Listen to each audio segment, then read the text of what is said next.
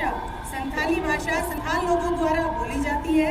यह मुंडा भाषा परिवार की भाषा है। इसके अतिरिक्त भारत के असम, बिहार, छत्तीसगढ़ और त्रिपुरा राज्यों में यह बोली जाती है। लगभग 13 करोड़ लोगों की यह मातृभाषा है। संथाली भाषा में भी हम उन्हीं 5 वाक्यों की प्रैक्टिस करेंगे। कहते हैं हेलो। संथाली भाषा में उसे कहा जाता है जोहार। What is your name? अभिनाक चेतनुतुम।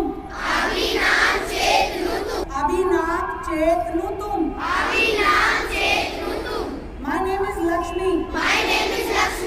आलीना नुतुम दो लक्ष्मी। How are you? चेत लेका मेनाक बिना। I am fine. नापाल गे मेनाक लिया। एक बार और बोलती हूँ मैं। नापाल गे मेनाक लीना। एक बार और बताइए। नापाल गे मेनाक लीना।